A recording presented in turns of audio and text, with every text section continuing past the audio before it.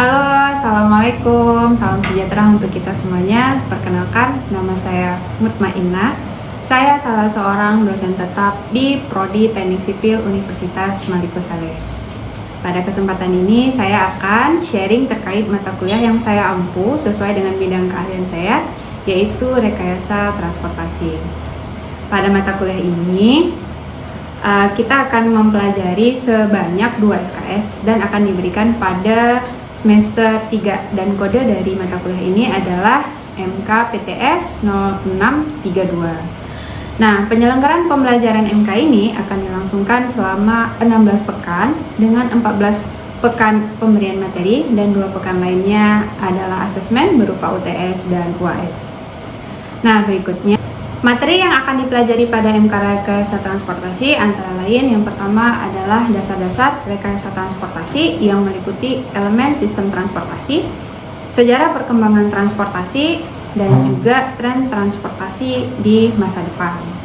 Berikutnya, pada MK ini akan dipelajari sistem moda, tenaga gerak, jalur pergerakan, sistem operasi, dan pengendalian. Berikutnya juga akan dipelajari rekayasa lalu lintas, hanya pengantarnya saja, lalu diakhiri dengan manajemen lalu lintas, jaringan transportasi dan perencanaannya, serta ekonomi transportasi, juga aspek keselamatan dan hukum, serta aspek lingkungan dari transportasi. Nah, untuk capaian pembelajaran dari MK ini diturunkan dari CPL, Program Studi Teknik Sipil, yang terdapat ada 9 CPL, namun pada MK ini hanya akan diberikan 2 CPL saja, yaitu yang pertama, pada MK ini mahasiswa diharapkan mampu untuk merencanakan, mendesain, mengimplementasikan konstruksi berwawasan lingkungan dengan memperhatikan potensi lokal serta menerapkan standar yang berlaku. CPL berikutnya adalah mampu merencanakan, mengimplementasikan, menganalisis, dan mengevaluasi pelaksanaan konstruksi berdasarkan prinsip-prinsip rekayasa keteknik sipilan. Adapun capaian pembelajaran kuliah dari mata kuliah rekayasa transportasi ini ada 5 CPMK. Yang pertama, mahasiswa mampu menyatakan pendapat secara lisan dan tertulis dan memahami aturan yang berlaku. Yang kedua, mahasiswa mampu mengklasifikasikan transportasi berdasarkan moda. Kemudian yang ketiga, mahasiswa mampu memanfaatkan konsep-konsep ekonomi dalam pekerjaan teknik sipil yang paling ekonomis dengan berbagai cara dan batasan. Yang keempat, mahasiswa mampu menyatakan pendapat secara lisan dan tertulis, mampu bekerja sama di dalam tim, mampu mengambil keputusan yang ekonomis, serta mampu memberikan petunjuk dan memilih berbagai alternatif solusi dalam bidang teknik sipil dari segi ekonomi secara mandiri dan kelompok, serta bertanggung jawab pada pekerjaan secara mandiri dan berkelompok. Dan CPMK yang terakhir dari MK ini adalah mahasiswa mampu merencanakan dan menganalisis serta menyelesaikan berbagai persoalan di dalam teknik sipil untuk menghasilkan rancangan ataupun rekayasa transportasi yang ekonomis. Berikutnya, pada Teknik Sipil Universitas Maliku Saleh diterapkan kurikulum Outcome Based Education atau OBE, sehingga pada MK ini kami menerapkan pembelajaran berdasarkan case method, di mana nantinya mahasiswa akan diberikan studi kasus di lapangan secara team based project yang akan diselesaikan melalui responsi bertahap pada pertemuan yang telah ditentukan. Adapun daftar bacaan yang ditetapkan pada MK ini, yang paling pertama adalah bukunya Oviar Tamim terkait rekayasa transportasi dan dilanjutkan oleh PKJI 2023 yang merupakan pedoman resmi rekayasa transportasi yang ada di Indonesia. Berikutnya ada juga referensi dari Morlock yang sangat terkenal dan daftar bacaan lainnya termasuk penelitian yang dilakukan oleh saya sebagai dosen peneliti. Evaluasi pembelajaran untuk MK Rekayasa Transportasi ini terdiri dari 4 komponen. Yang pertama yaitu studi kasus dengan bobot 35%, lalu diikuti oleh kuis ada 15% dan UTS 20% serta UAS 30%. Hasil asesmen nanti akan diumumkan secara transparan kepada mahasiswa melalui grup chat ataupun di print out dan ditempelkan di mading. Nah, pelaksanaan kuliah di ruang kelas akan dilangsungkan dengan proses delivery, interaction, dan assessment yang tertuang di dalam RPS dan akan disampaikan kepada mahasiswa dan disepakati oleh mereka melalui kontrak kuliah yang disepakati antara mahasiswa dan dosen pada MK ini. Nah, berikutnya kita akan menyimak video pembelajaran yang saya langsungkan di kelas untuk MK Rekayasa Transportasi di Prodi Teknik Sipil Universitas Maliku Saleh. Selamat menyaksikan. 3. Assalamualaikum warahmatullahi wabarakatuh. Waalaikumsalam warahmatullahi wabarakatuh. Gimana kabarnya hari ini? Alhamdulillah baik. Siap untuk mengikuti perkuliahan? Siap. Oke, baik. Sebelum kita mulai kelas kita, kelas mata kuliah rekayasa transportasi pada hari ini, kita membuka dulu kelas kita seperti biasa dengan membaca doa sesuai dengan keyakinan kita masing-masing. Berdoa dipersilakan.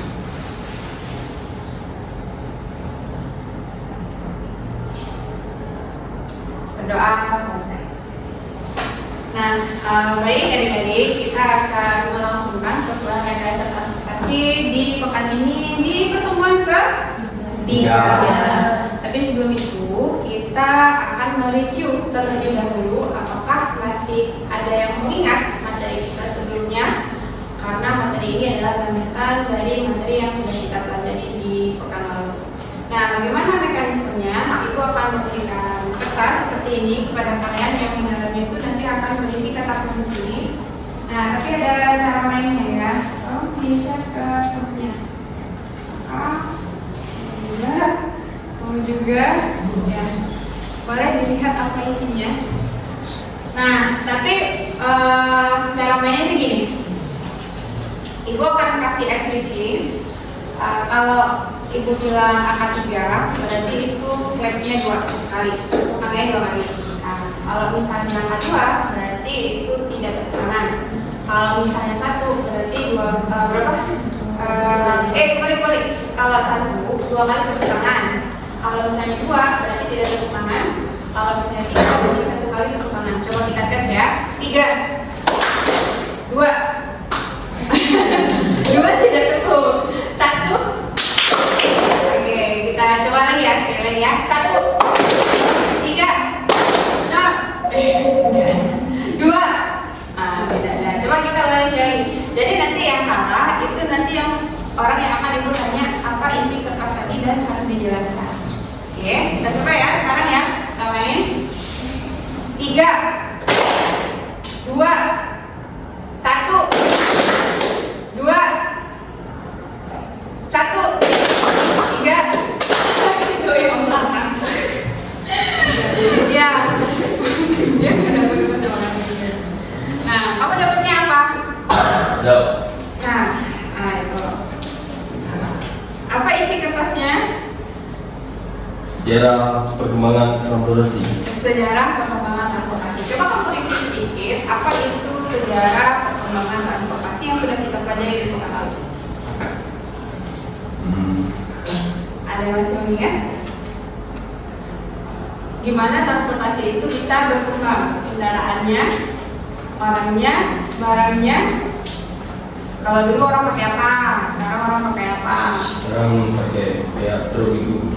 Sekarang orang pakai kendaraan bermesin. Kalau dulu enggak. Iya. Nah, jadi kalau yang lalu kita mempelajari bagaimana sejarah perkembangan transportasi. Nah, hari ini kita akan masuk ke pertemuan ketiga, yaitu komponen sistem transportasi. Ada yang sudah mereview materi kita pekan ini? Ada? Kira-kira ini isinya apa ya? Ada yang sudah baca barangkali? Kayaknya ini nggak ada. Kayaknya nggak sempat ya, kebanyakan tugas ya. Iya. Oke, kita langsung saja masuk ke pertemuan 3 di MK ini, yaitu kita akan membahas tentang komponen sistem transportasi.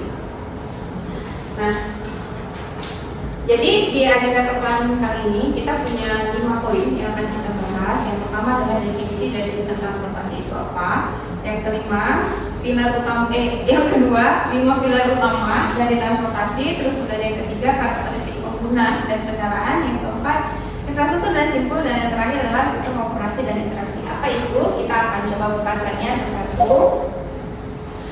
Nah, coba kalian lihat ini gambar apa? Apa? Jalan. Ada jalan, ada kendaraan, ada jembatan, dan di belakangnya ada letak ini. Kira-kira ada yang bisa menjelaskan nggak sih ini itu apa? Jalan perkotaan. Nah, betul sekali, ini adalah jalan perkotaan. Maksudnya itu apa?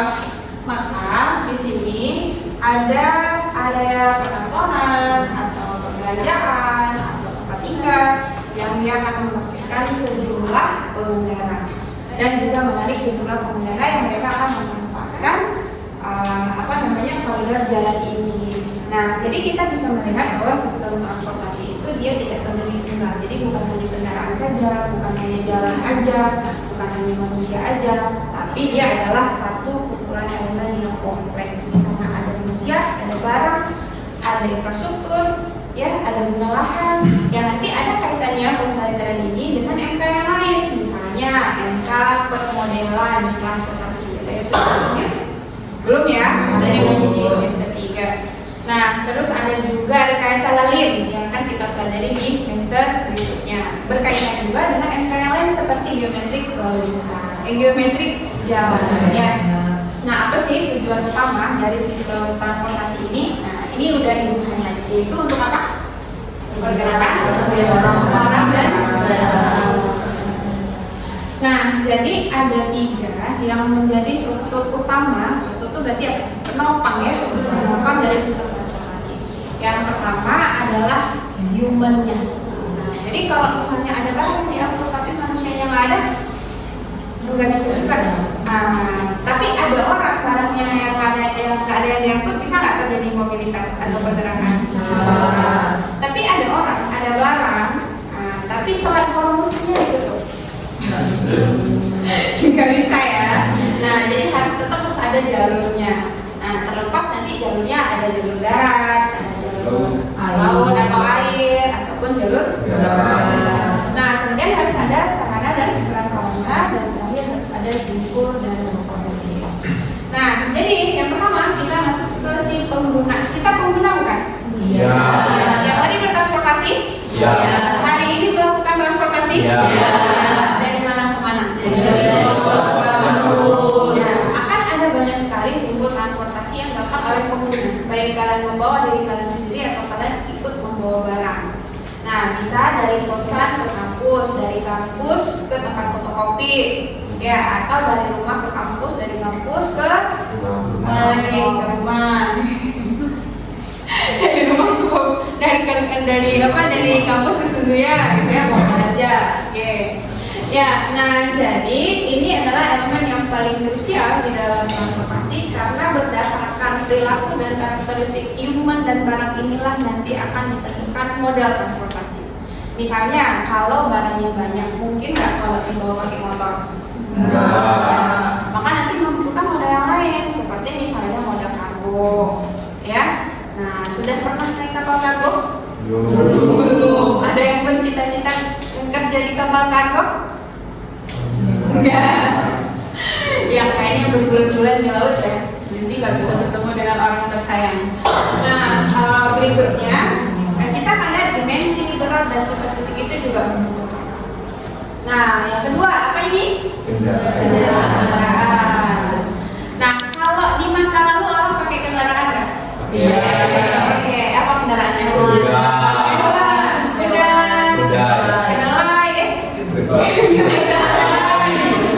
Berarti masih fokus, ya. Keledai, kan? Kalau kedelai, itu jadi tempe, ya. Nah, terus kemudian apa ya yang membedakan kendaraan pada hari ini? Ternyata kendaraan itu dalam sistem transportasi dibagi 2. Ya, yang pertama adalah moda pribadi, yang satu lagi adalah moda umum. Kira-kira apa bedanya?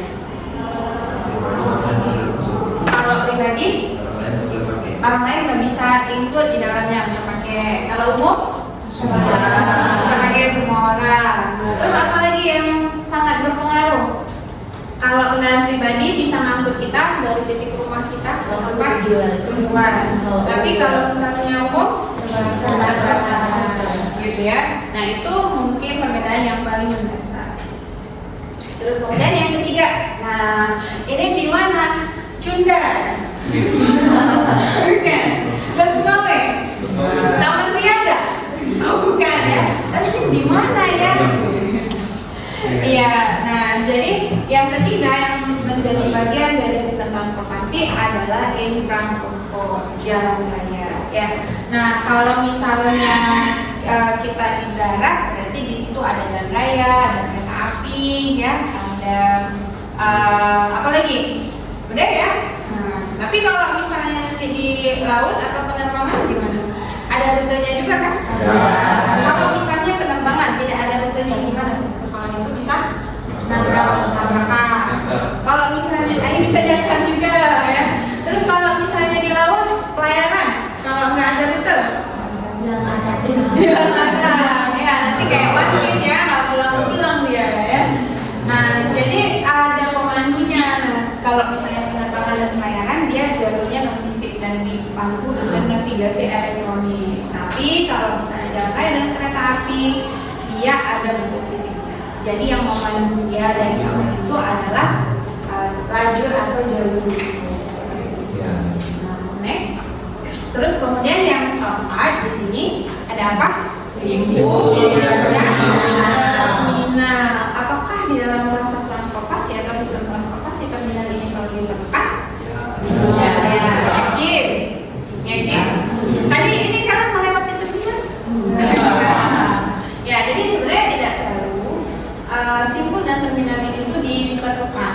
Nah, kapan kita memerlukan simpul dan terminal ini? Ternyata ketika bersifat angkutan umum, baik untuk orang ataupun untuk barang. Ya, nah misalnya kalian pulang kampung, ini kampungnya jauh-jauh ya? Jauh. Nah, mana aja? Jauh ya. Ada yang dari Padang, dari Sumut, dari sana ada. Nah, biasanya kalau kalian pulang kampung, naik motor sendiri atau naik angkutan umum? Yes. Ada yang naik bis? Ada naik bis? Masih naik bis? Kamu naik bis? Ya, kalau misalnya naik bis, kamu dijemput sama bisnya? Enggak kan? Kamu yang ke tempat si terminal bisnya. Pas waktu sampai di Sumutnya gimana? Kamu langsung diantar ke rumah? Di terminal, di terminalnya. Oke, nah yang lain juga misalnya kayak pelabuhan, stasiun, ya, bandar udara. Nah ini kalau misalnya pelabuhan biasanya dia sebenarnya tutup orang atau karung gitu ya. Tapi orang ada juga ya, udah pernah naik kapal? Udah, ada yang udah kemana? Sabah. Ke Sabah, siapa udah pernah ke Sabah? 1, 2, 3. Pagi udah pernah ke Sabah. Gimana Sabah, bagus nggak? Bagus. Mau nggak kalian naik kapal? Wah, betah. Masuk angin. Ya, jadi itu fenomena klasik kalau kita menempuh perjalanan atau bertransportasi adalah ya itu ya. Nah, terus kemudian ada stasiun atau halte gitu ya. Nah, ini tidak selalu memanfaatkan, tapi kalau dia angkutan massal atau angkutan umum atau angkutan barang pasti akan melewati titik terminal ya atau simpul dari transportasi itu sendiri. Nah, terus kemudian yang terakhir, nah ini apa nih? Sistem dan regulasi apa itu kira-kira? Apa ya? Ada yang tahu? Kenapa regulasi itu perlu di dalam sistem transportasi? Dan apa contohnya? Ini Ibu langsung tanya. Biar tertib. Nah, salah satu aturan dari transportasi yang kamu tahu biar terjadi ketertiban. Pakai helm. Lampu merah, pakai helm. Apa lagi? Marka jalan. Batas kecepatan. Rambu, batas kecepatan. Apa lagi? Bila kamu lekson. Ini bukan rumah sakit biasanya. Iya benar. Bahkan yang paling sederhana dan sudah kita jalani setiap hari, yaitu berkendara di lajur kiri. Ini yang pernah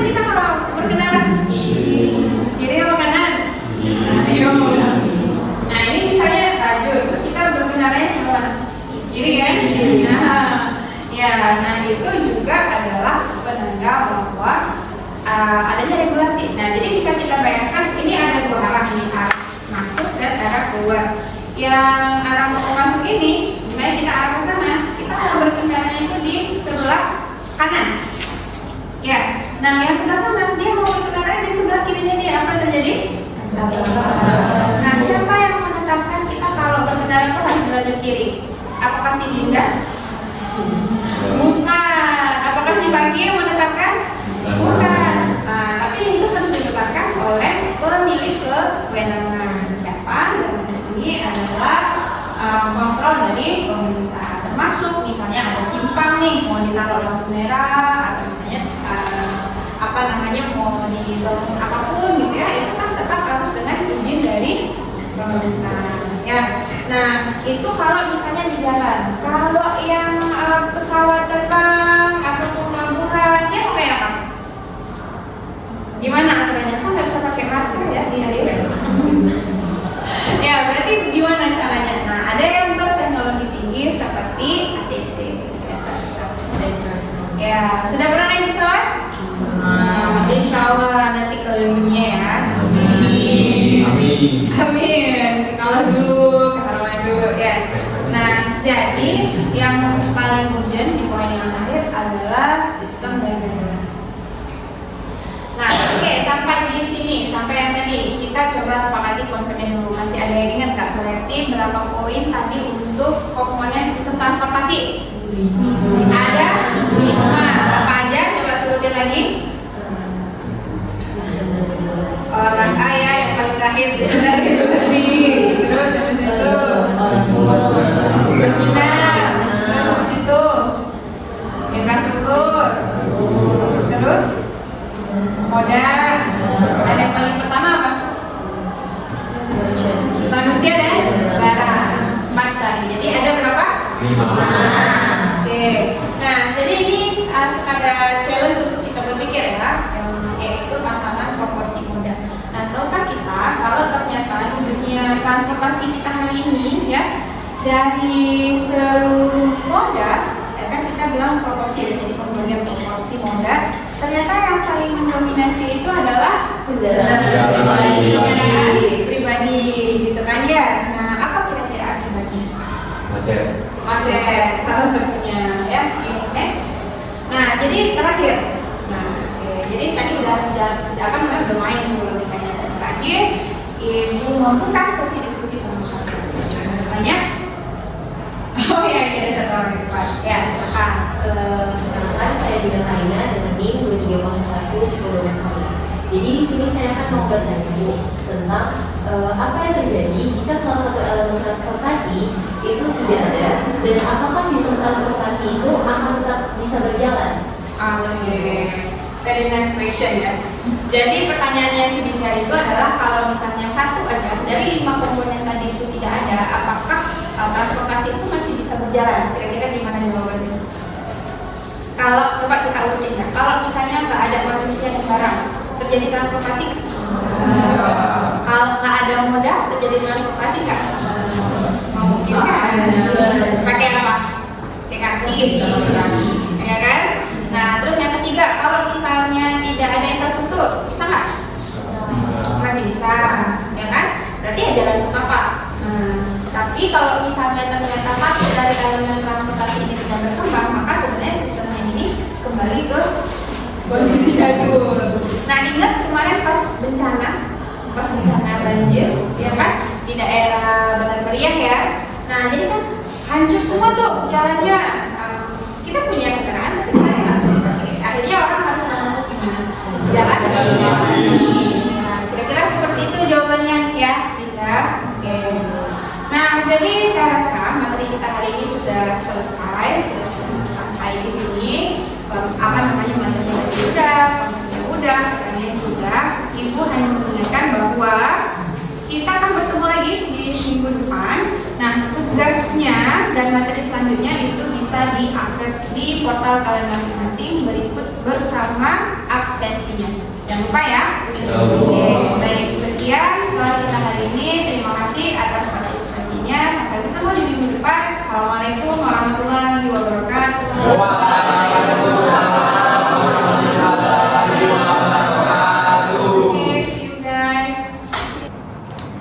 Sekian video rekaman proses pembelajaran dari saya untuk mata kuliah rekayasa transportasi pada program studi Teknik Sipil Universitas Maliku Saleh.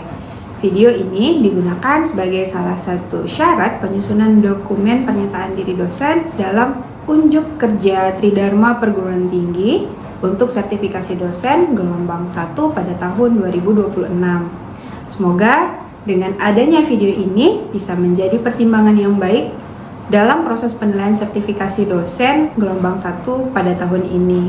Akhir kata, saya ucapkan terima kasih kepada seluruh pihak yang terlibat, diantaranya para pimpinan, rekan sejawat, dan mahasiswa yang telah membantu serta memberikan dukungan dalam pelaksanaan proses ini. Akhirul kalam, terima kasih. Wassalamualaikum warahmatullahi wabarakatuh.